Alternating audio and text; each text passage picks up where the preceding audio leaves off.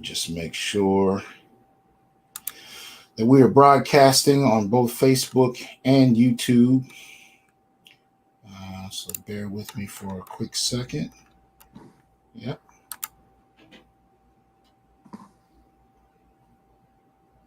Looks like we're looking good. All right. So we're going to get in a quick little hour because I know it's pretty late where you are.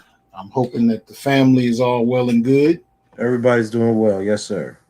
All right. So we're going to let some people come in for a little bit because this was a little unexpected. I told people during my show yesterday they were going to get a surprise visit.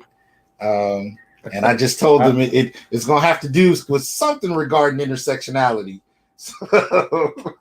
So folks, I don't know how much of a surprise I am anymore. Oh, please, man. Look, it's always a treat when you come through, and I know how hard you work. So I appreciate it. I don't take none of it for granted, especially considering that you're on the other side of the pond. Yeah. I just think we have real issues to discuss, and so few venues that we could actually talk about. Absolutely. But in the meantime, I'm loving the fact that there are very few venues because it means that I get to invite the people I want to hear from. I get to be one of those venues. I'm gonna get a title and everything in a moment. I'm letting people come in. We got 31 in the building. Please make sure you like, subscribe, share as you come in. So we're gonna let these numbers kind of fill up for a little bit. But you got brothers in the comment section already giving you love. Mr. Wusai, what's going on? I appreciate it. That's what's up. New Jersey Self-Defense, what's happening? Joe from DC, what's going on? TRN, so brothers are coming through. So as we let them populate, Sam I Am, what's happening? NJ Progressive, what's going on? Green Gorillas in the house. What's up, Gigi? So like I said, I'm going to give a more formal, introduction or whatnot as far as the paper, but I just need to tell you, you ever go to your favorite restaurant and the meal is so good that you get pissed at the chef for not making more, and yet you stop eating halfway through because you don't want to finish? You ever do that? Yes. Reading this paper was like that. I put it down on purpose because I didn't want to finish it. And I got mad that it wasn't longer. I was like, God damn it, Tommy. Well, actually, it's going to be a chapter for the book, so it'll be more. Oh, I was going to ask you about that. Yeah, so we're going to get into it. That's just a snippet. Oh, man. But the chapter is about 15,000 words, so... it's about 5,000 more words. And I'm still mad. I gotta start the other chapter at some point. Oh man, just fire, man. Just fire. I appreciate it, man. I appreciate it. Let me see. Michael Forbes said he just turned someone on to your book. I'm certainly thankful, sir. Thank you. That's what's up. Let's see. So we got people coming through, 55 in the room. So yesterday you gave an epic lecture, University of Edinburgh. I'm not sure how many people were able to see it live, and I'm waiting for them to release, the version of it because I want to rewatch it. But it was incredible, and I was really glad to be there. I wasn't sure how many brothers here in the U.S. were watching, but incredibly powerful. All of this based on a very recent piece you did. So for those who don't know, we are, and there's nobody in here that doesn't know, but we obviously talking to Dr. Tommy Curry out at University of Edinburgh, chair and founder of Black Male Studies, and is running the only department in the world as far as Black Male Studies is concerned. Now, before we jump in, anything to say about that? You are the only person, you're the founder and the only person who's running a Black Male Studies department in the world. Yeah. It's in the Department of Philosophy, but when we have the center up, will certainly be doing Black male studies as a specialization. I mean, yeah, I think I'm incredibly humbled. I think the principal said really kind words yesterday in closing out, understanding the importance of Black male studies at an institution like the University of Edinburgh, precisely because of the moment that we're in right now. And I think that that's the difference between having a global perspective of what's happening to Black men and boys, rather than one that's dealing with the kind of identity politics and antagonism that we find in the United States. Uh, my goal in Black male studies is not to compete with or continue to have polemical engagements with Black feminism or any other type of identity politic in the United States. Because, as I've always said, I don't think that those debates get anyone anywhere.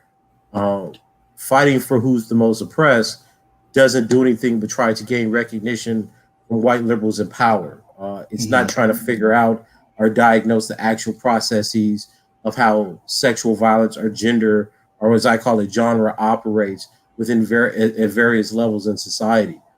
So I think that the real impact of having Black male studies recognized at an institution like the University of Edinburgh is that you see that it's an academic pursuit, that we're trying to train scholars, that there are certain assumptions, paradigms, and theories, right? So the concept of gendercide that was first explored by Earl Miller and later developed by Adam Smith breeds an interdisciplinary connectivity to genocide studies. The work in social dominance theory, of course, by Jim Sedanius and Felicia Prado, breeds some contact and interaction with social science and psychology. The work that I'm doing specifically on racism as a misandric aggression has overlays in psychology, political science, social science, and philosophy. And of course, the foundational work that's going on with Dr. William A. Smith in racial battle fatigue and his initial research into misandric microaggressions. Yep. So, shout out to Dr. Smith. Absolutely, absolutely. So I think that anyone listening or paying attention can see that this is an interdisciplinary field that's trying to build up from academic scholarship and research.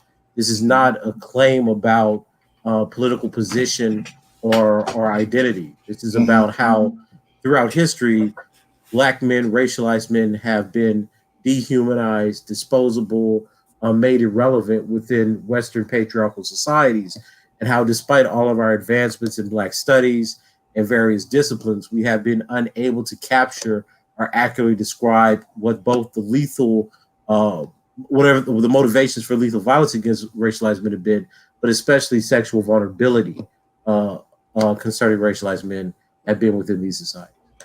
Okay.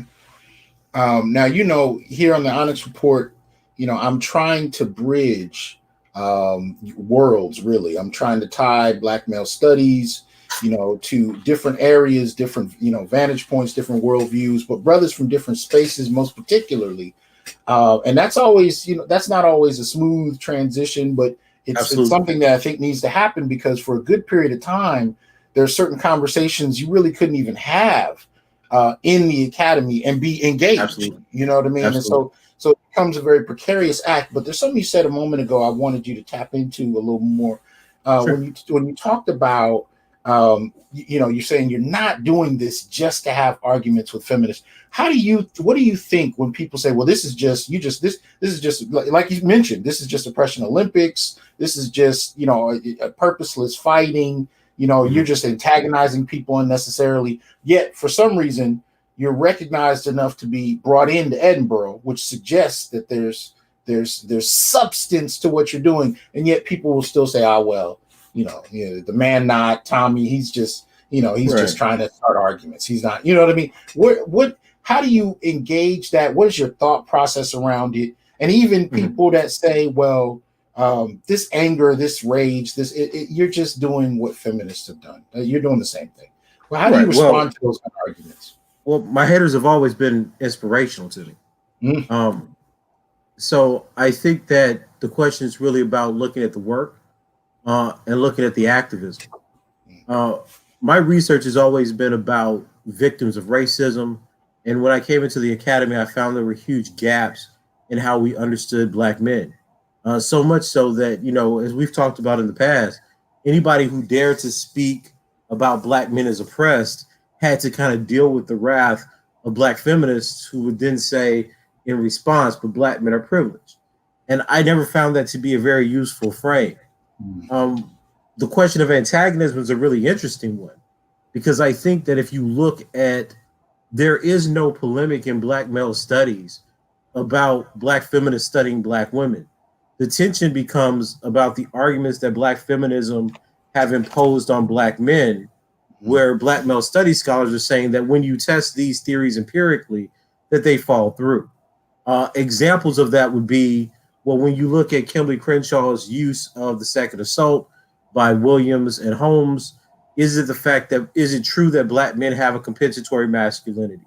When you look at the arguments out of Bell Hooks suggesting that black men are hypersexual, when we actually look at black men's first sexual experiences, are they articulating an appreciation only for physical lust and none for affectivity? The answer, of course, is no. Right? The question is, how do the kinds of mythologies that we have about black masculinity become mobilized in black feminist thought in a way that no one can question them? And then when someone dares to question them, why do we find that often they're false rather than true? Because think about it, we're looking at a historiography of black feminist thought that owes a great deal to Bell Hooks' initial work, where she says things like, black men never cared about black women's voting suffrage rights. Well, of course, we know because of some of the work by Martha S. Jones and other people that's not true. The idea that black men were fundamentally sexist, right? The data, even by other feminists, right? And this is what I've always said. Even when you look at the empirical data done by other feminists, Catherine Hoynois, Evelyn Simeon, Kathleen Blee, why is it that the empirical studies in feminism seem to be at such odds with the theoretical position that black feminists take? And that's what black male studies is trying to pull apart. That if you're going to say that feminist theory exists to give a certain kind of coherence and explanatory factor to black women's experiences, why do black men come out always being patriarchs, always being antagonistic, always being oppressors? But then when you look at a black male studies view and you look at the empiricism, why didn't black men become vulnerable, sexually vulnerable, understanding, good fathers, emotive, effective, reflective? So the question becomes, how is it that when black men develop a paradigm that looks at their own vulnerability, they construct a world where they're loving and caring and reflective and anxious and vulnerable? And when you look at the very same evidence in black feminist theory, they become antagonistic, oppressive, and violent. Right. And that's the question. So for the people who suggest that black male studies is antagonistic, black male studies doesn't have a negative theory about black women. Black male studies just says that in certain conditions like poverty or previous trauma, that black women sometimes enact violence on black boys and black men. It makes no claims about black women being bad, violent, or deviant. When you look at black feminism, that's one of the core assumptions about black men. And if I could go on make one more brief point, notice the black men who have called themselves black male study scholars after the release of The Man Not. Since the murder of George Floyd, when you look at your work, the work of Marlon Smith, the work of Ron Neal, your black men who on social media have facilitated spaces for black men to emote, to talk about previous trauma, to talk about their expressions and how they feel about seeing ritualistic acts of death and murder on black men in the United States. The show that y'all did about black fatherhood, where black men were actually crying. Notice. I'm an empiricist, so look at the evidence. Black male studies scholars who claim to be influenced by The Man Not and my subsequent work are not out making proclamations or negative arguments about black women, because black men, at least from my viewpoint, don't have a bone to pick with black women. We have a bone to pick with the theoretical orientation that white supremacists, white social scientists, and some black feminists, I emphasize some black feminists, have made in constructing and interpreting black men and boys. Beyond that, the process or the need for black male studies is to understand the social processes, the epistemic obstacles and the sociogenic violence, right, that's imposed on Black male bodies. And that's a project for all Black men, right? But that's interesting, because even just suggesting, like what you said, in terms of reevaluating Black men, while at the same time making the argument that these certain Black feminists that you're describing are incorrect in their assessment, is taken in and of itself as hostility. That's the thing that I'm finding. Yes. I mean, I think that's true, but I don't know what to tell you. Get out. I mean, this is the academy. Right. Right. So if the argument becomes that we can't theorize ourselves differently because someone who calls themselves a Black feminist or goes under that label says something about Black men, then that's not an academic discipline. That's a religious following.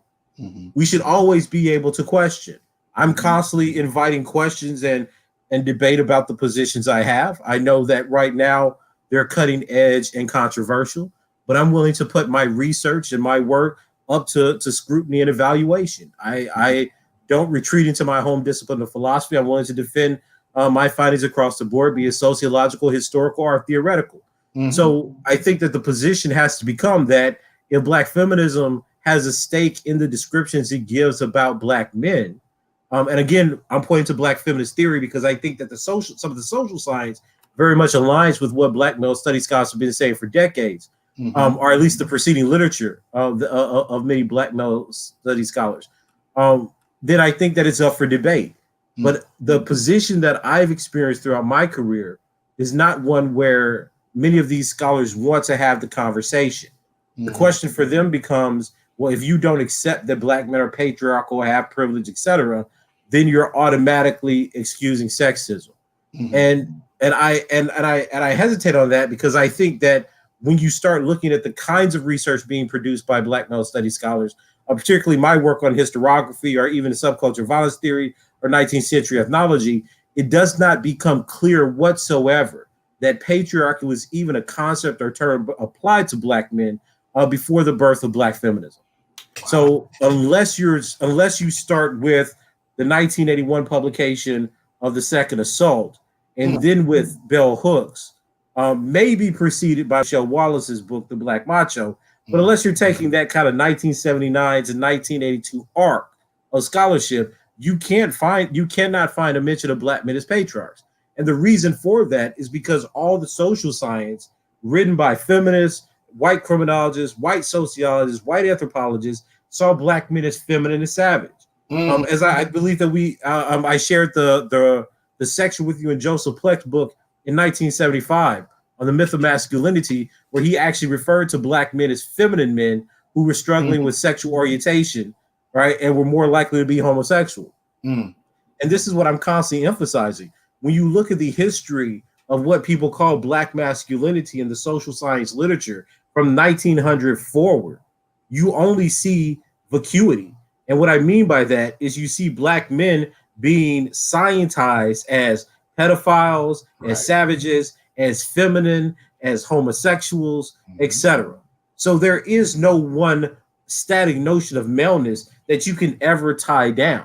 It's all related to the position of the Black male body and then how that body interacts with and serves as a threat to larger patriarchal norms, be it in terms of kinship and reproduction, or if it becomes just a very brute thing in terms of a lethal threat and deviance. Okay, now, real quick, we got 209 in the building. Please make sure you like, share, and subscribe. Please support the channel. The information is in the chat, and it should be listed there as far as how to support the channel. We got Bishop Red Pill in here. We got Artisan. We got Christopher in here. So, brothers, I appreciate you here. Orange Juice Jones, I'm digging the name. Appreciate that support. But this is something that I want people to be aware of, and maybe you can tell us, tell people how to go ahead and get their hands on it. But this is what we're really talking about. Paper that Dr. Curry just not only wrote, but presented on just yesterday live at University of Edinburgh. And it's called Decolonizing the Intersection, Black Male Studies as a Critique of Intersectionality's Indebtedness to Subculture of Violence Theory. And if you're not aware, the importance of this paper cannot be emphasized enough. What he's doing here changes the narrative. And I say that because intersectionality has gone mainstream. Intersectionality, everybody, uses it for their own purposes at this point. Matter of fact, there are even Black feminists that have complained that it's been decoupled from Black women. It's just become this mainstream kind of catch-all kind of category. But a lot of the current activism is predicated on it as well. But you have, as you routinely do, you've gone to the source and completely challenged what the idea is predicated upon. And in doing so, it's completely groundbreaking in terms of not only what it means to Black male studies, but what it also means to how we understand this whole notion of intersectionality, and really this whole area of something that we're vaguely familiar with, but we don't always know how it came about in terms of what you call subculture of violence theory. Can you talk a little bit about what subculture of violence theory is, and how you came to identify its relationship with intersectionality? Absolutely. So, as you know, in the Man Not, one of the chapters, the conclusion, is an extended analysis of Kimberly Crenshaw's development of the concept of intersectionality. And Crenshaw is making, and I read Crenshaw as a serious thinker. So I'm going back and I'm trying to figure out, well, what are the influences, right, that she has? What's motivating this thought? And in an essay she writes, I believe it's called something on Three Kinds.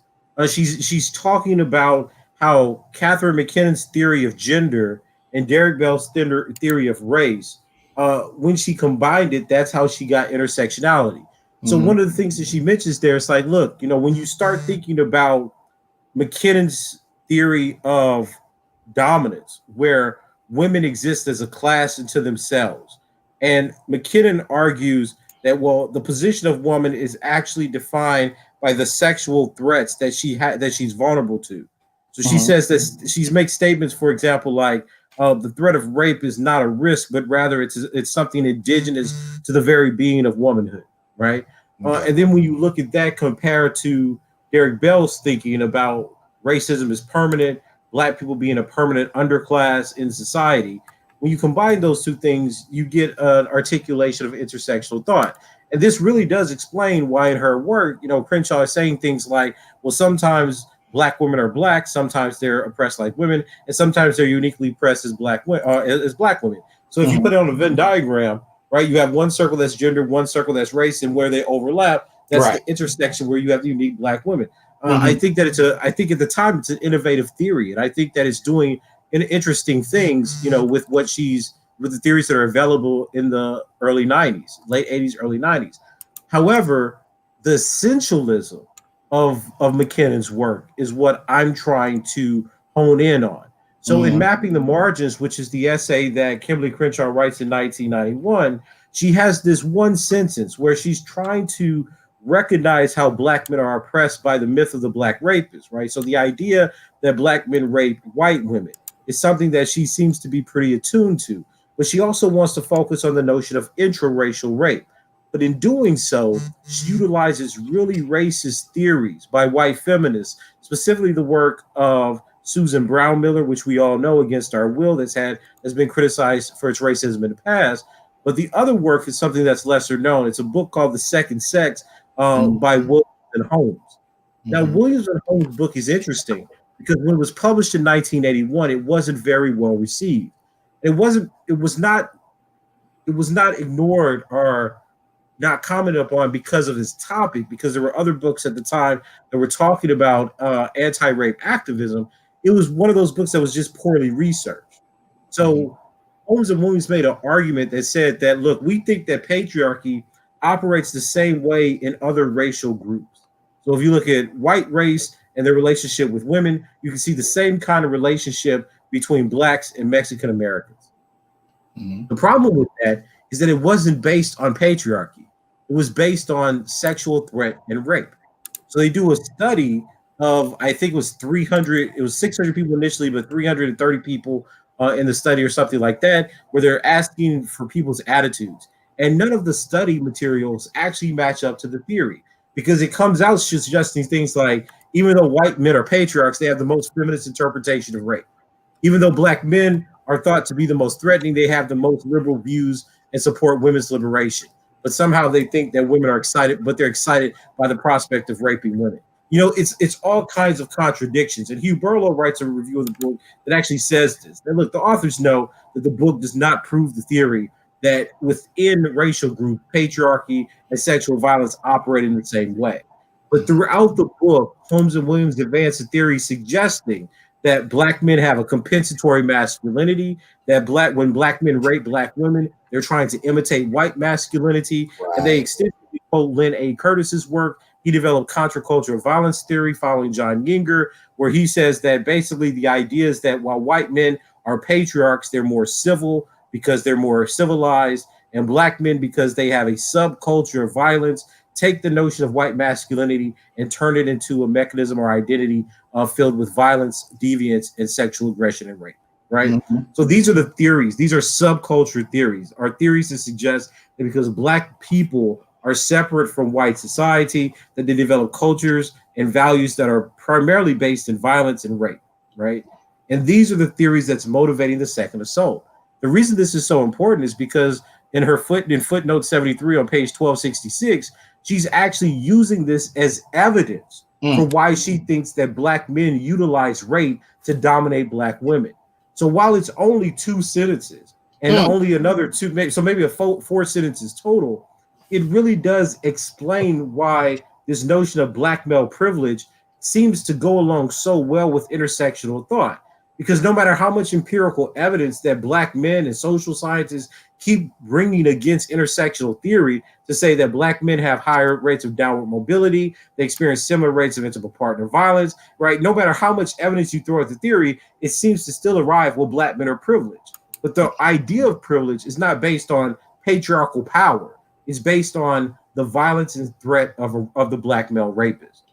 The only difference is Crenshaw recognized that there's racism in the idea that Black men are rapists of white women, but she accepts the very same premise when you switch it to Black men being the rapist of Black women.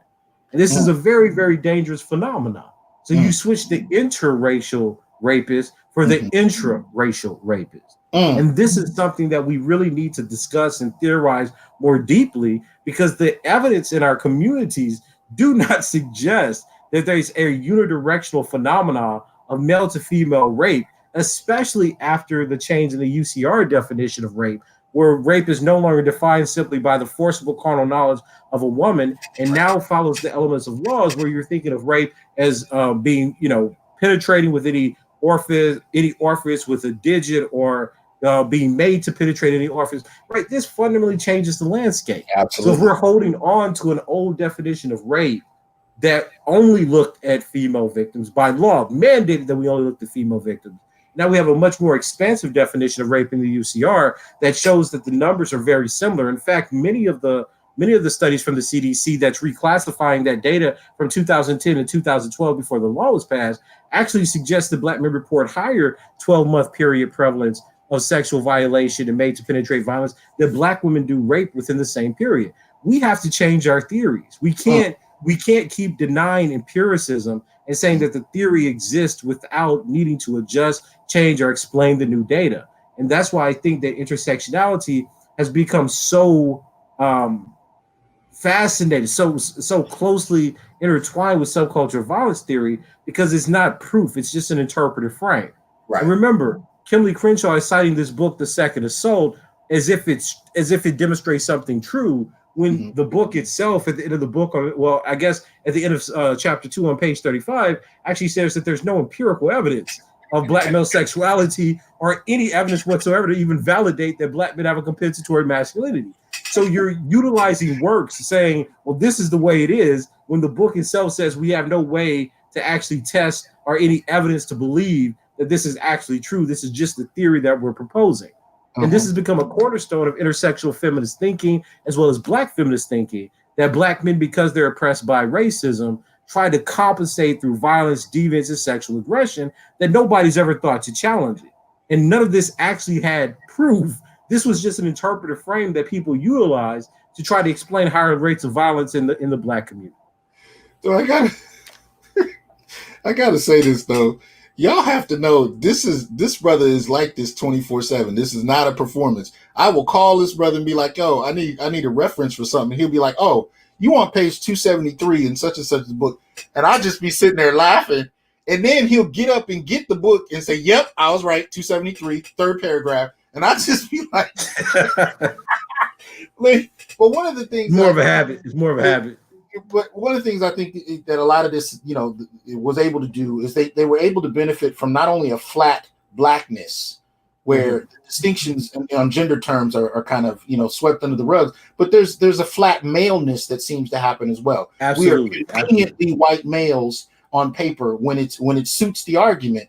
And when there are differences, as you point out in the data, that just kind of gets ignored altogether. So that kind of flat maleness and flat blackness is a feature of intersectionality in terms of how it's engaged, but there's not a lot of room to interrogate that before being dismissed from the conversation, because really what we're seeing with intersectionality is it's become sort of a group think. It's almost religious in how people approach it, and the kind of and it's even distilled down to this kind of personality metric where people will look at you and say, well, okay, you're male, you're black, you're this, you're that. You based on how you're dressed, you're coming from such a lower socioeconomic category. So I can now define how valuable what you have to say is in this conversation based on what I see standing in front of me, right? Absolutely. Absolutely. Yeah, speak on that, please. Yeah, if I could just make two brief points to that. The first is to your latter point. It's always fascinating to me how intersectionality takes kind of it repeats science from the 18th century, physiognomy. So physiognomy was a science that was utilized by Germans, specifically German idealists and geographers, that were trying to figure out the character of racial groups based on facial features. People like Johann Lavier actually wrote a long book on physiognomy.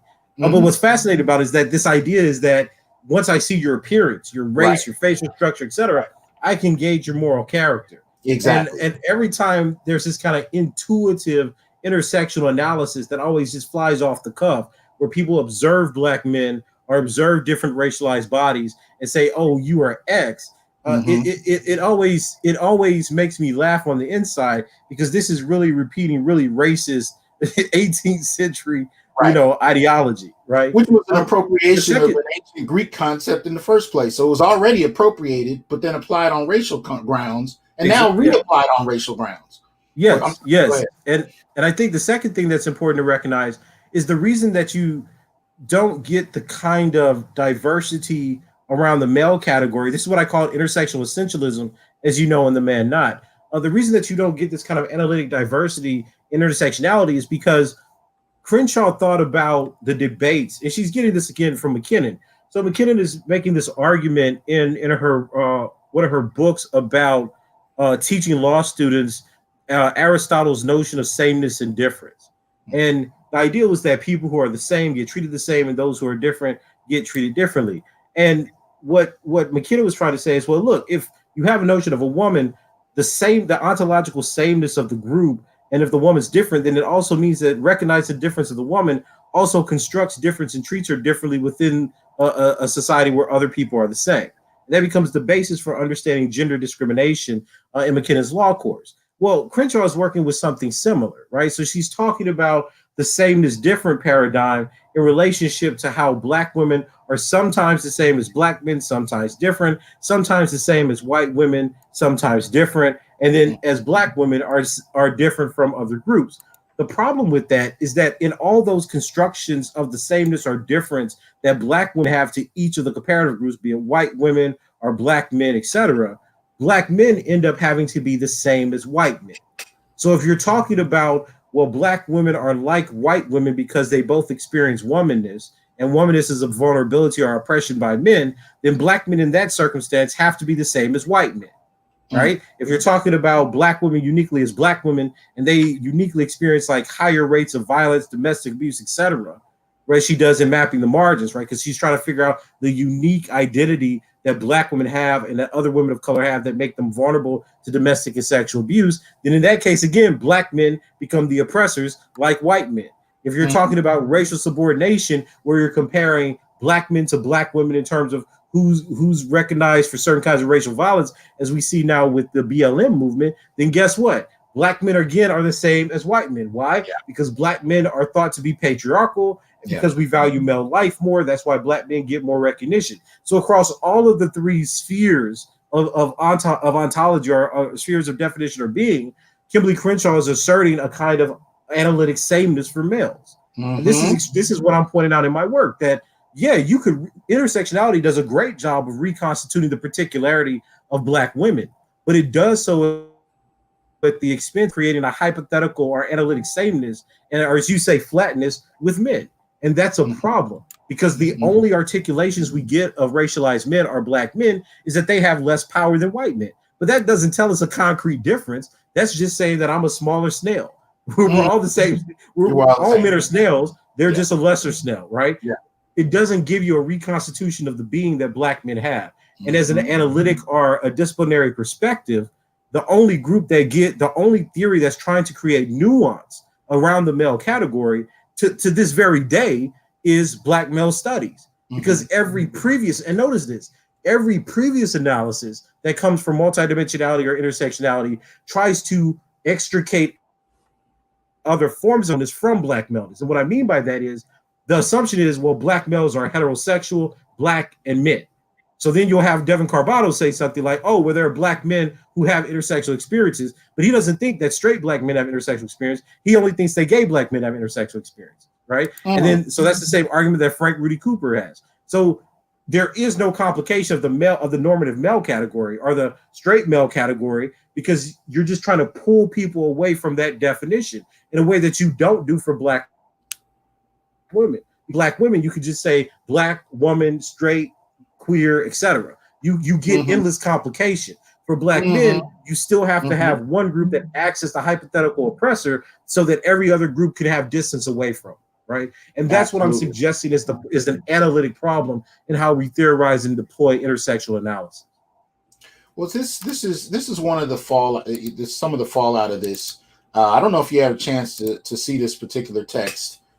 Ijoma Oluo. Yes, I have seen it. Right. And one of the things you can see very early on, and you've seen this earlier as well, I believe, is when she actually gives descriptions on how to hold discussions in terms of activism, but in regards to, the day-to-day mechanics of how to hold discussions. And one of the things she particularly says is to make sure that they, really kind of focus more attention on non-male voices of color. Not just white men, right? But non-male voices of color, meaning that male voices of color, distinct from white men, are to be particularly ignored. This seems to be kind of going with what you've been describing, but actually in terms of actual practice, it's actually been kind of codified into how the behavior of a discussion should take place. So we're talking about the codification of ignoring black men on a particular level. How do you see this in line with, what you've been doing in your work in terms of how it's trickled down into day-to-day activism? Because you mentioned BLM earlier, and we've seen there's no problem with using black male deaths when convenient. But what does this mean to you based on the research you've done, where you actually see it playing out this way in organizing and activism? Well, I think there's a few things. As I point out in the Man Not, there's a conversation by Mary Matsuda where she's talking about Kimberly Crenshaw's notion of political intersectionality, and she argues that intersectionality and coalitional politics was necessary to prevent the rise of another race, right? So she believed that the race man model of racial politics was passé, and that coalitional work was the way to go. The problem with that, of course, is that given the threats and the criminalization of black men, coalitions have never, or at least coalitions with the same people that black women have had coalitions with, don't always work out the same way. That's the first problem, right? The second problem is that, as I've said before, this is why intersectionality has such a hard time dealing with black male political agendas. So every political opinion that black men have that's contrary to black women becomes a way to pathologize black men. And I think a great example of that was the 2016 election. Peer review research shows that there was basically no significance between black men and black women voting. There was no gender gap, right, between black men voting for Trump and black men and women voting for Trump. However, the 90% disparity that got shown on the CNN poll became an argument for why black men were conservative, why black men were X, Y, and Z. And if we could just think about that for a moment. Right. Black men still overwhelmingly voted for a female candidate because you remember it was who was the Green Party? Was it Jill Stein? I forget her name. I think it was. Yeah, but it was a woman running for Green Party president as the presidential candidate, and black men still voted for that candidate as well. Right. So overwhelmingly, black men voted for Clinton and for the female candidate of the Green Party. Second only to black women. Second only to black women. And notice what happens here. The pundits like Michael Eric Dyson, Cooper, I think Melissa Harris Perry weighed in on this issue, suggested that the 5 or 6 points higher, right, the discrepancy, right, of 5 or 6 percentage points meant that black men supported patriarchy, that they didn't want to vote for a female president, etc. Now, Clinton has a long history of supporting mass incarceration, was part of the crime bill, and called black men super predators. And at no point did anybody say, well, maybe that history alienated black male voters, right? So we know that there's no real gender gap. There's no significance, right? There's nothing about being black male that fundamentally determine, their actions in one way or the other, outside of voting Democratic. But maybe we can explain that variance because black men took an issue-based approach and were alienated by the racist and misandric stereotypes that Hillary Clinton had of black men. And that is something that nobody would even entertain, right? No one even entertained that was a possibility. So what you end up getting is an idea of intersectionality that in many ways squashes the ability of black men to have any kind of political outlook that's not gauged by the perspective of black women. And I think that the text that you showed really does demonstrate that. Why, in some cases, you're absolutely right. Black women are women of color's voices should be centered. And we're talking about something like, I don't know, maternal death, right? You should absolutely center women. Breast cancer. Yeah, because they have the best answer, the best experience. They probably have the most relational experience. It forms the context of their life. But if I'm talking about police violence or incarceration, overwhelmingly those are racialized, are black male environments, experiences, and scenarios that black men have a long tradition of doing. This is not unlike intersectionality theory, I'm not making a hierarchy about who knows more about what based on a political argument. I'm suggesting that it's probabilistically true that groups that have more experience with certain forms of oppression probably know more about those forms of oppression, right? Unless, of course, you have somebody who may be a black woman but studies incarceration for a living, right? So her expertise, of course, trumps that. But outside of those conditions, there's no reason that we're creating a politics that by default wants to say that the only groups of people that should be speaking are people of a certain gender, sexual orientation, and color. I don't understand the logic of that, but that's what's selling. And I think intersectionality, for better or for worse, continues to add fuel and analytic justification for that kind of ridiculous identity politics. Well, and we're seeing it now. We just had a slight little hiccup. I got pushed out of the stream and went back in. We have about 333 people watching. So if we lost anybody, I apologize. I'm not sure what exactly happened. And I even missed a moment of what you said. So if you already addressed my question, forgive me. But in terms of what we're seeing with Kamala Harris, it seems like intersectionality is rearing its head again in a whole nother context, right? We're seeing it's almost kind of an Obama part 2 kind of narrative that seems to be happening in that she's brown, ergo she represents in some respect the African American experience, and we really don't need to hear from African Americans again because we got a brown person in this position. So you kind of see this happening. But one question I have for you is what do you think about in regard to Kamala, the Bradley effect in terms of what people will actually do in the voting booth? Because here's the thing. White women have never served at the VP level, let alone the presidential level. Do you see intersectionality helping her to be able to do something supported by white women who were, again, the group that switched and voted for Trump? Do you see them voting in a brown woman for a position that they have yet to serve? That's a great question. I mean, look, we know that white women traditionally vote conservative in this country. Mm-hmm. You know, it was funny, before the 2016 election, I actually lost a few jobs because I made that claim. What? Oh yeah. Okay. Yeah. But Okay. I mean, I don't know. I guess the question ultimately is going to be whether or not Trump has alienated enough of his base in those key states that he won. Because he's going. I mean, he's dealing with electoral college votes, right? The popular vote doesn't matter. So I don't understand why we've had 2 or 3 elections now where presidential candidates have won popular votes, Right. and then lost the electoral college vote, Yeah. and lost the presidency. So the real issue here is whether or not the key states that were the swing states in the electoral college are actually going to be Biden and Harris, supporters, right? And I just don't know. I think that in terms of a popular vote, you may actually get some white women who are on the fence, right?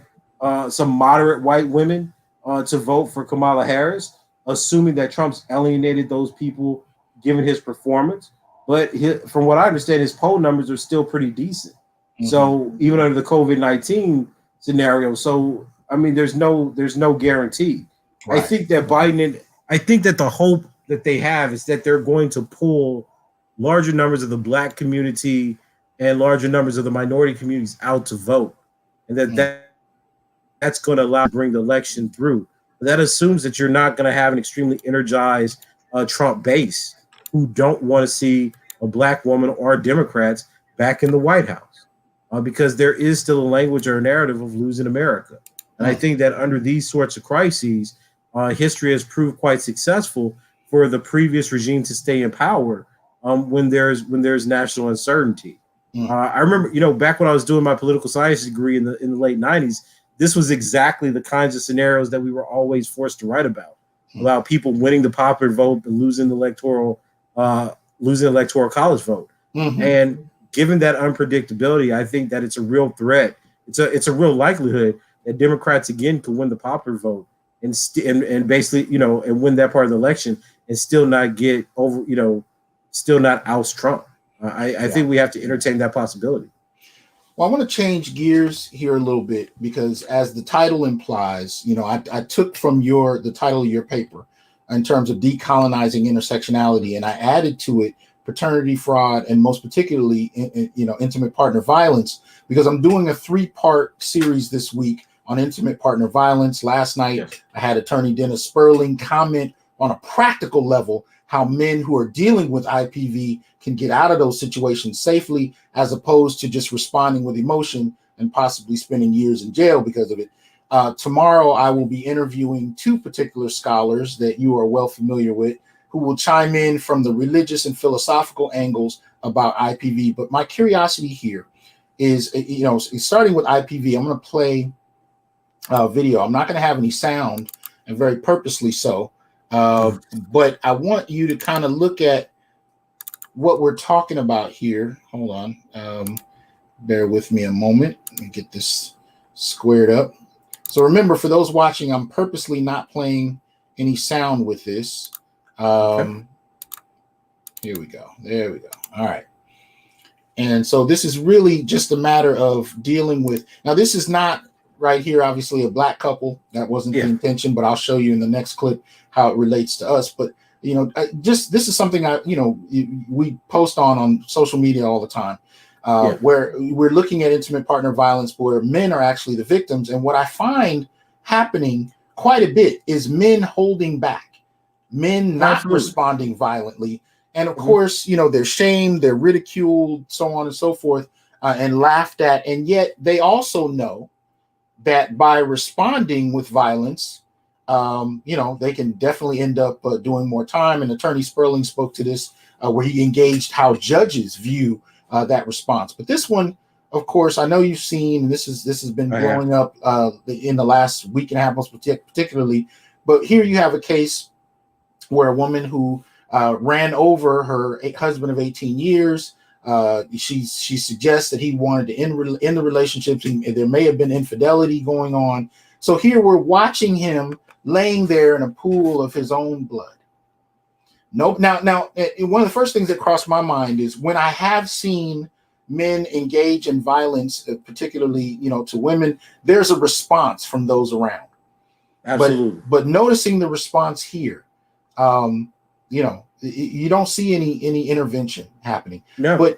But dealing with this notion of decolonizing intimate partner violence, what are your thoughts in regard to the kinds of violence that we're now able to see over smartphones? This is, the technology has changed the game, because trying to have this conversation in the 1960s, it may be a whole different thing trying to explain what happened. But now you can see, this kind of thing recorded on camera. And the reason for that is because, there's a particular period of time where people didn't believe that men experience violence on behalf of women. And then you had some certain feminists making the argument that any kind of violence is usually just self-defense. What are your thoughts about how we can decolonize and make sense of intimate partner violence and where men are victimized? And, how do you see that? What can be done? How do you conceptualize that based on your work? Man, I fight this battle every day, because, my heart's always gone out to victims of violence. I've seen bidirectional intimate partner violence, in my childhood, extended members of family, where women were aggressors, sometimes men were aggressors. I don't have a view based on my own experience that one gender only abuses and has power. And I think that that's what's really framed my perspective. I think I shared with you before that one of the first experiences I've ever had as a young boy, I was being woken up at night by a gunshot where a wife had shot her husband. And I lived in a black neighborhood growing up in the 1980s in Lake Charles, Louisiana.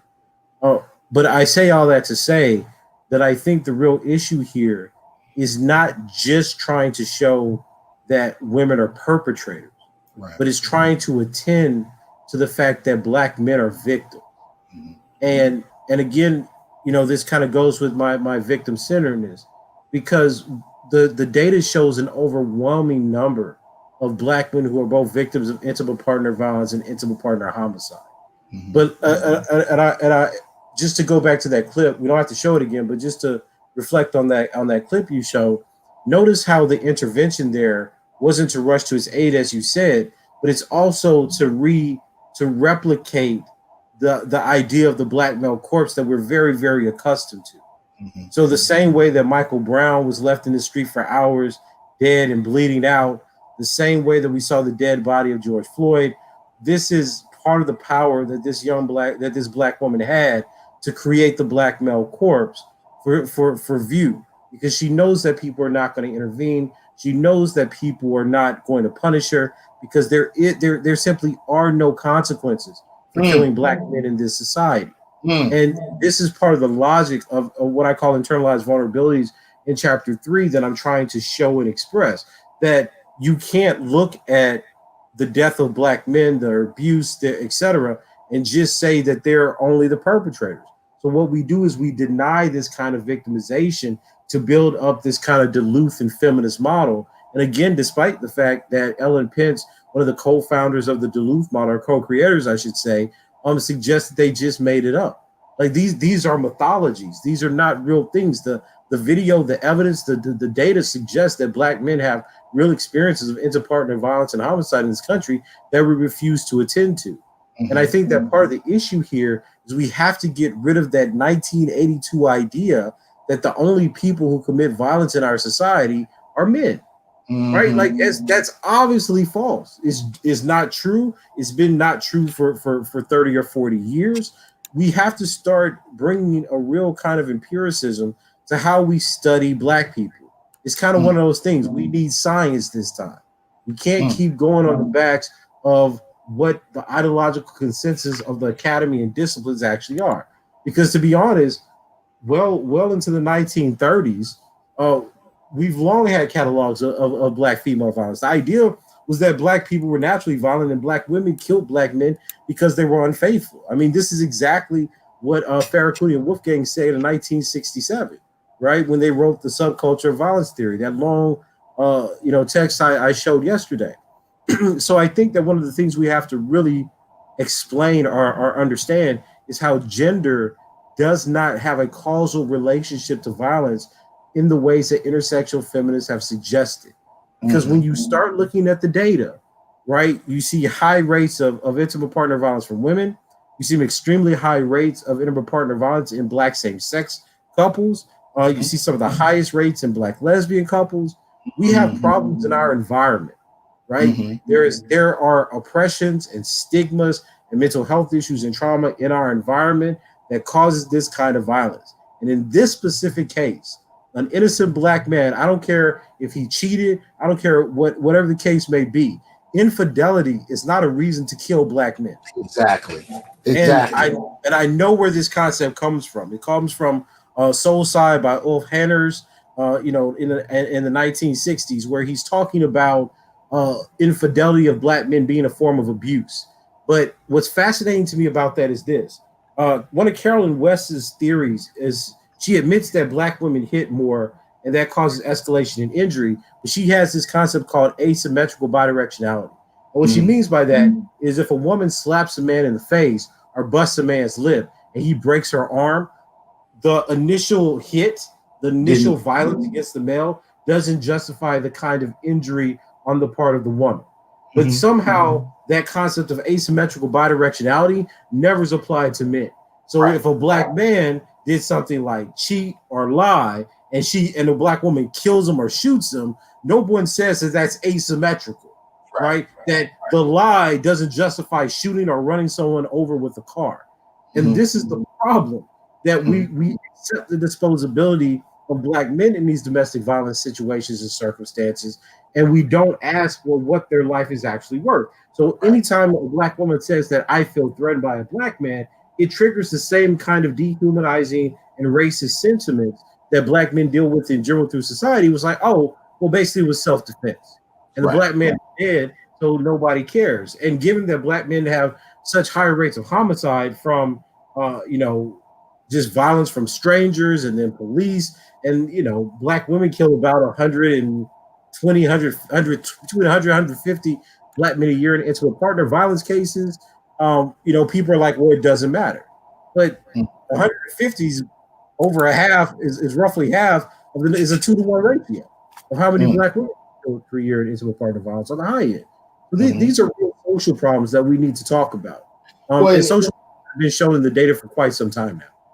And we can see in terms of the socialization, the lack of repercussions, I think over generations has played a role in this. And that asymmetrical bidirectionality you pointed out, I've seen it work the reverse way for us. Like I've watched Black men be attacked by women and it'd be laughed at, but the moment he even holds her down, let alone strikes back, I'll see people rush over and grab him or attack him. But one of the things I hear most often is, oh, he hit her. That's how we're socialized. Using him for X amount of time. And then we've seen this escalate into homicide, of course. In this particular instance, I think last I heard he was in critical care. I don't know if he passed. I didn't hear that. But I've seen, I've read about cases where, one woman actually sat on her man's chest and poured bleach down his throat until he died. There's not the same kind of outrage. I believe, yes. Yeah. You say? I remember that case. I believe it was in Chicago. Right.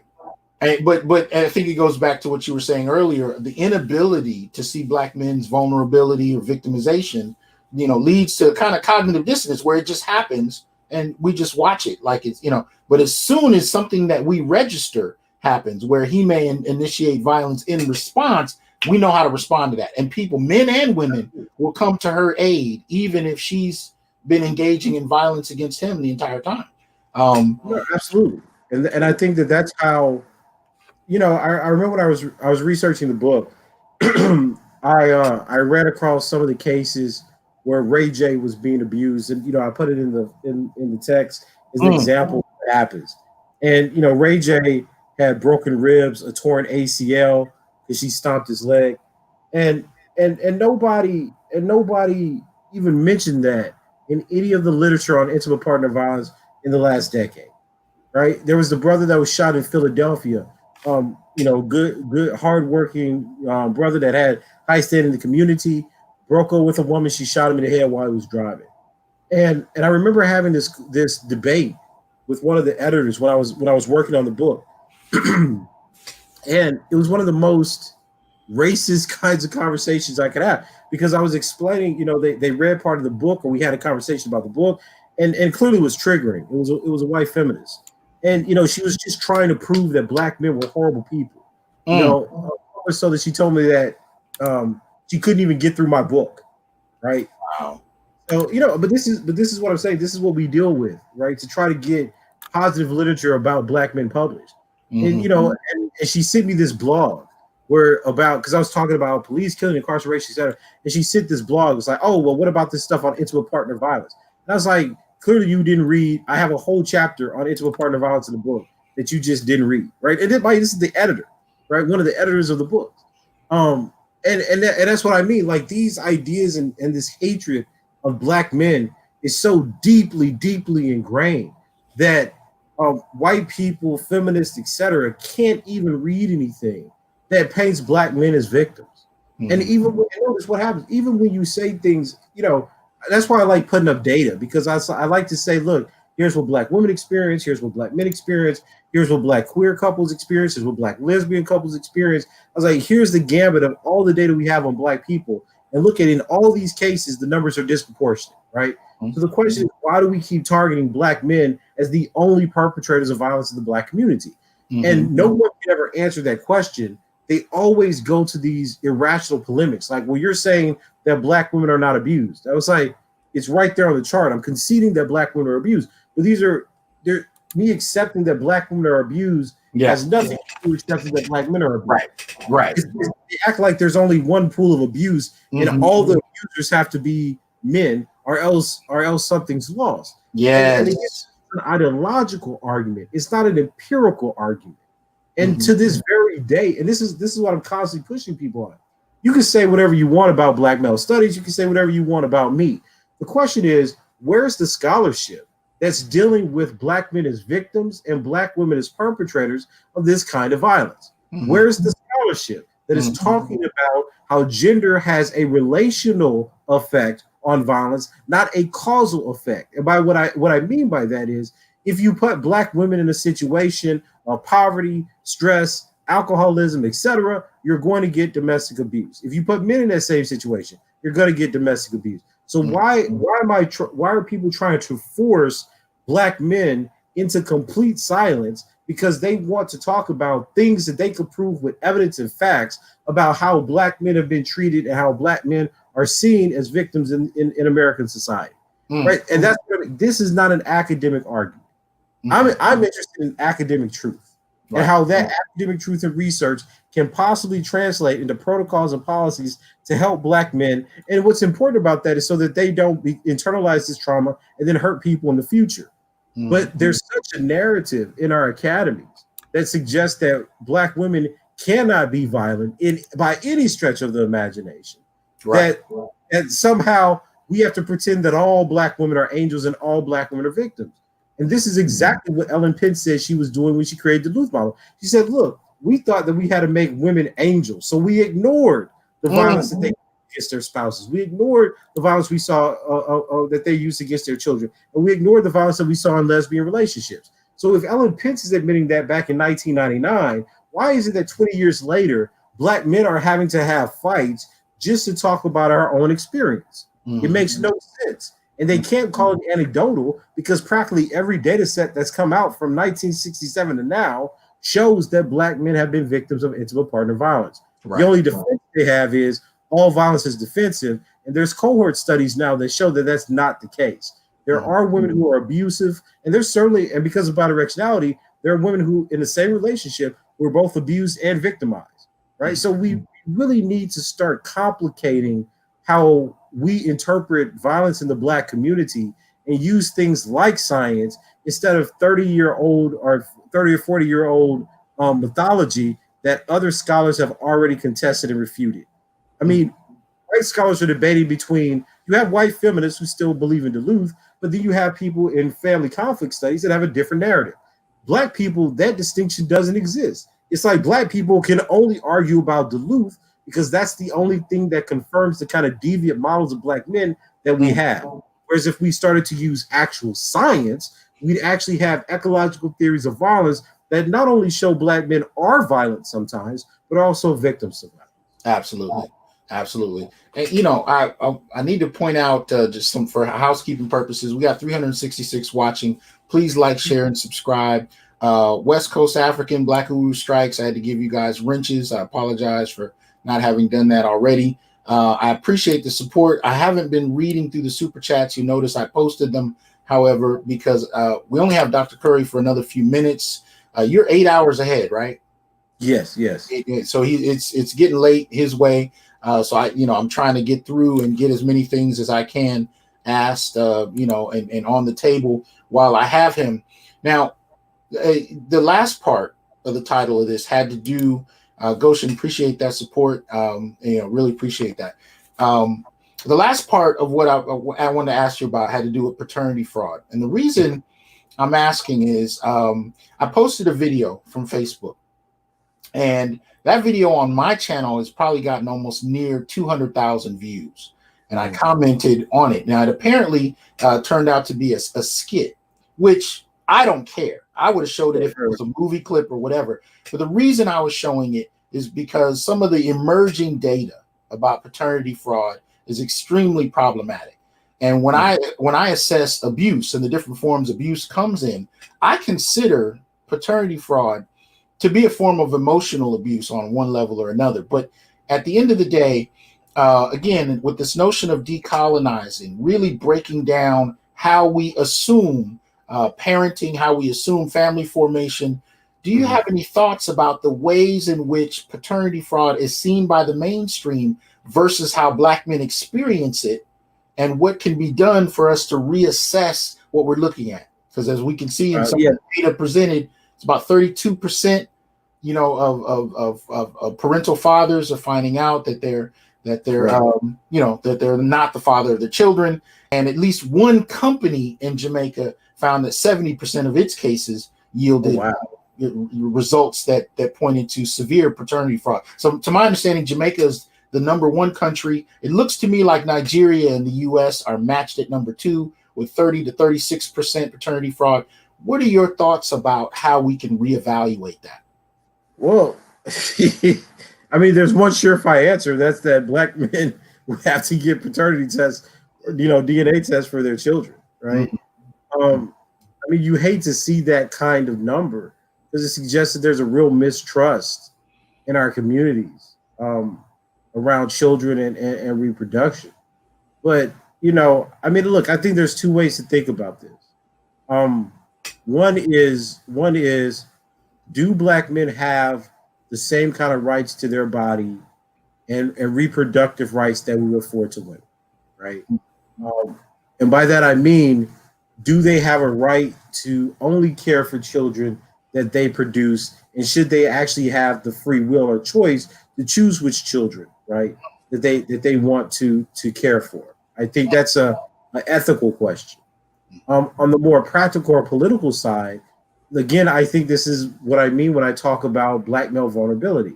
So we talk about how women are sexually vulnerable because unplanned pregnancy, sexual coercion, and rape could enable women to become pregnant. So do we think of false paternity as a kind of sexual vulnerability, a way to extract labor and not only the labor, but really kind of the emotional and physical toll and workings of Black men by falsely saying that they parented a child? I think the answer to both of those questions are yes.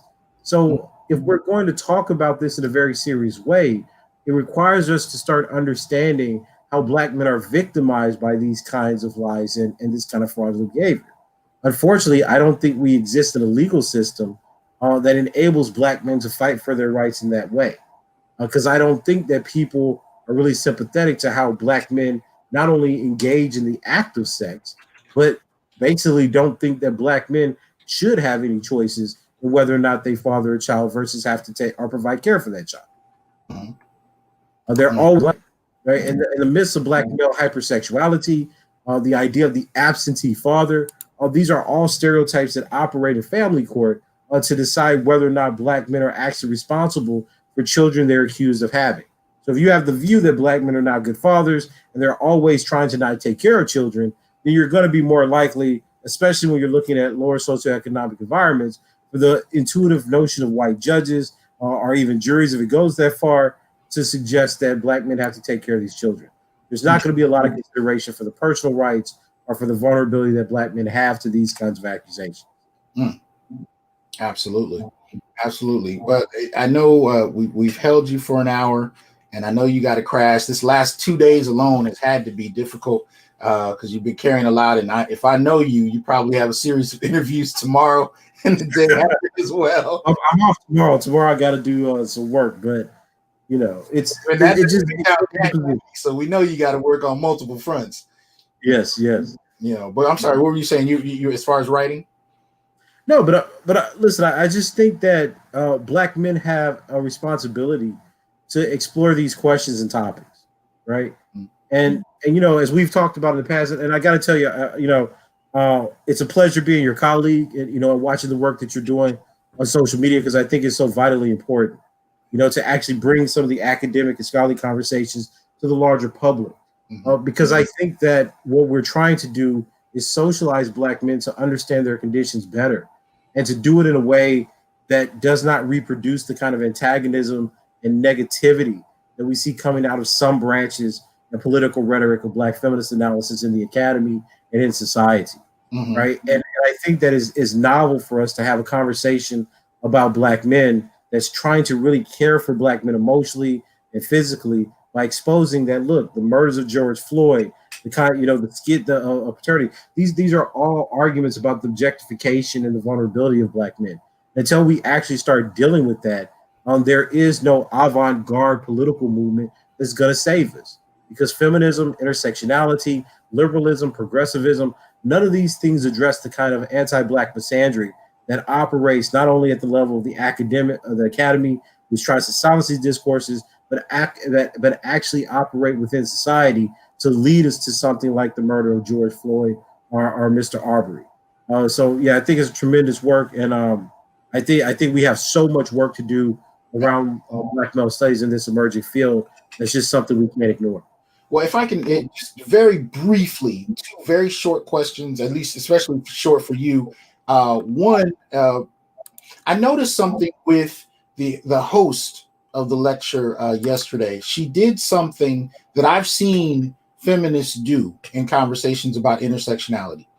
She implied that, yes, you're dealing with early notions of intersectionality where black men are treated a certain way, but there was this implication that contemporary approaches to intersectionality have already really done the work you're doing. They've already really assessed black men fairly. So you're just picking on Crenshaw in 88, 89. And if you really are up to date, this is a non-issue now.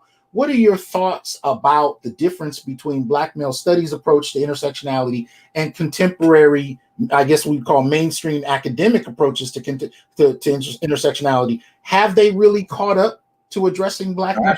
Absolutely not. I mean, the most cited works on black men in the U.S. Academy are, number one is Bell Hooks, We Real Cool, that has right over almost 400 citations.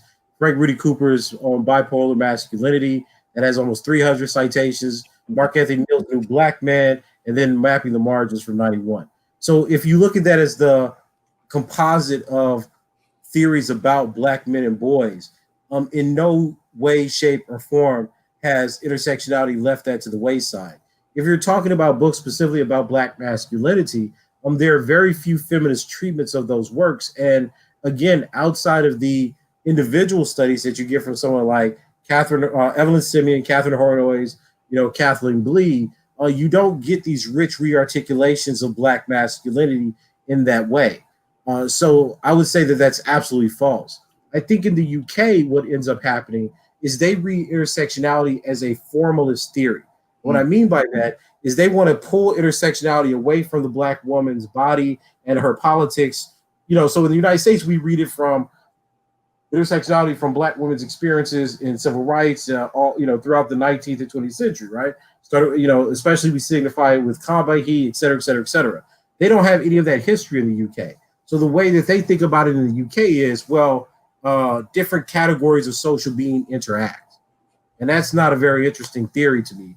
for a few reasons. One is Black feminists have already shown us that that's not what they're saying, right? Black feminism is saying that it has kind of an epistemic hold on how we understand the relationship between race, class, and gender that's led to very particular outcomes for Black women.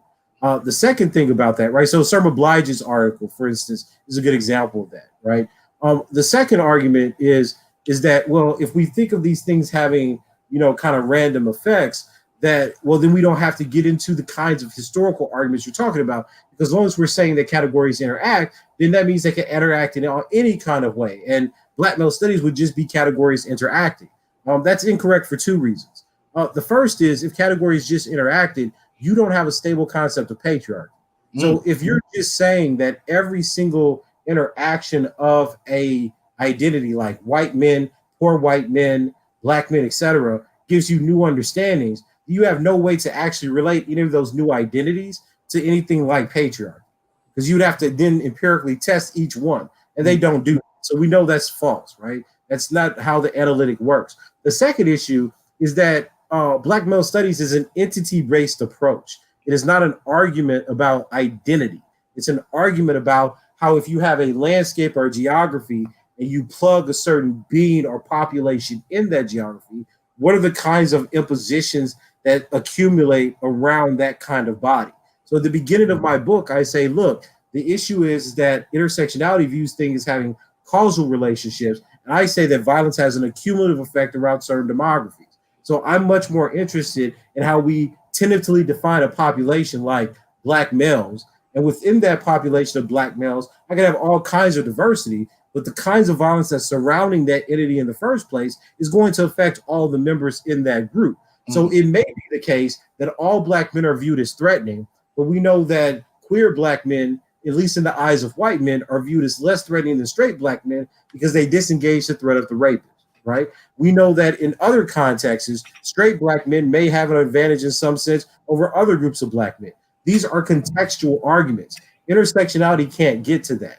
The other part about it is that even if you think that categories intersect, you don't have an account for what you think maleness is. Said differently, you define maleness as, say, fitting on a body that has a penis, and you make all kind of assumptions. That penis could be castrated in terms of lynching or cut off or mutilated, or it can be used as a weapon. Well, none of your intuitive understandings about that category of maleness includes anything like rape or includes anything like cannibalism. So then how do I trust that your interaction of categories has the right kind of substance? This was the kind of argument introduced by Darren Hutchinson back in his article on identity crisis. So these kinds of theories that exist, that Black people have done lots of work on, are not appreciated in the UK as much as I think they should be. And while I'm certainly a critic of intersectional theory, it's not because I woke up one day and said, oh, I'm gonna just criticize it. I've read all of it. So when you read the literature and you know who these people are picking up on, in a certain way, I feel that I'm obligated to at least defend the intellectual genealogy of the concept. And that means that when I get into these kinds of conversations where you see UK feminists trying to extricate Black women from a theory that they've developed, I feel the need to suggest that that's an incorrect way of actually dealing with the problem. Because what you're trying to do is whitewash the theory so you can appropriate it for your own means without actually engaging the arguments that Black female intellectuals have put in to understand their own circumstance and environment. My issue is not, again, with Black women understanding their own circumstance. My issue is with you creating caricatures of my circumstance and my group of people that you can't empirically prove. On the one hand, I'm critical of intersectionality for what it says about Black men and its lack of empiricism. But on the other hand, as an intellectual, I feel the need to defend the fact of where the theory comes from and that it's extremely grounded in Black sociology as well as Black feminist epistemology. And given those two things, I think that the way they do it in the UK is just wrong. Because what they want is more like a consensus theory by Peter Quant, where just any random category could be put together, and they want to eliminate history and identity from that. The problem is that by doing that, you level white supremacy. So white supremacy doesn't become a context or historical background for how different forms of identity and certain economic policies, et cetera, are actually energized towards certain groups. And that's again the problem of being in a majority white academic space that doesn't really have to deal with Blackness. So yeah, as much as I appreciate my moderator, I think she's incorrect on this point. Yeah, and I see white liberals using intersectionality like that here, Mhm. where you're trying to remove history, you're trying to remove context, and just make it this just kind of blanket exchange of identities, and somehow that's supposed to have some hierarchical meaning. Mhm. But maybe not to the degree it's happening in the UK. I'm not familiar, but I've just heard that from a number of feminists when I have talked to them about the Black male studies approaches to intersectionality. The argument is kind of, well, that's old. The new Well, stuff. because you can't answer the argument. I mean, let's be honest here, right? You can't. There's no way it's old because the debates that it's picking up on are happening after 2008, right? Oh, So the arguments that we're talking about are basically intersectional visibility and the data that's showing that when you combine blackness and maleness, you don't get the same kind of expected results as you get in Black feminist theory. So you find that Black men are more progressive in terms of many values that are associated with feminism and intersectionality, like faith, rather than not. So all those arguments are post 2008, 2010, etc. So that's just what I'm saying. Like if you just follow the literature, that's incorrect. Second, if their argument was true, I'm an empiricist. Let's test this. If this argument was true, then where's the literature on social dominance theory, on gender side, on Black male victims of intimate partner violence, on Black male victims of child sexual abuse and rape? Where's all that literature? So if intersectionality has already done Black male studies, we should see an expansive categorization of the various forms of masculinity that this actually applies to. I would dare say that if intersectionality had taken this project up, Bell Hooks' book "We Real Cool" would not be the most cited book in America on Black masculinity. Well, and Athena Mutua's work would have probably been a jumping off point for that if that was going to happen. Exactly. So if this was true, then we wouldn't have the kind of contentiousness around Black male studies that we do. And I'm pretty sure that out of the 25 academic reviews that it's received at this point, someone would have mentioned that, oh, we already did this project. But given that debate by Athena Matua was happening around multidimensionality and weighs the question of whether or not intersectionality can even deal with multiple masculinities in 2013, I would wager to say that the publication of the Man Not in 2017 was because it actually charted a new answer to the phenomena and to the problem of applying intersectional thought to the subjugated position that Black men endure. So I would suggest to the white feminists and the white liberal who think they know more about Black men than I do, that they quietly sit down and learn before they try to dismiss the discipline and decades of work by a distinguished professor. That's right. Kiss the ring.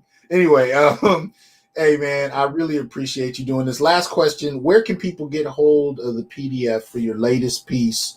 The one you presented on University of Edinburgh, we discussed today, Decolonizing the Intersection, Black Male Studies as a Critique of Intersectionality's Indebtedness to Subcultural Violence Theory. Where can they get hold of that? Well, they could always just email me or ask me on Facebook, but I should have a draft put up on Academia relatively soon. Okay. So it will be publicly available, but if someone wants it sooner, they can certainly just try to tag me on Facebook, either at my on my professional page or just DM me, and I'm happy to send that along. Okay. Well, that's much appreciated.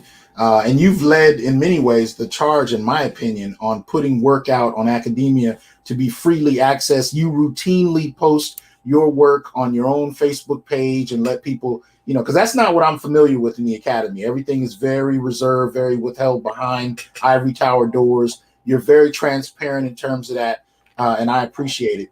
Well, thank you. I just think that knowledge should be freely accessible to all who want it.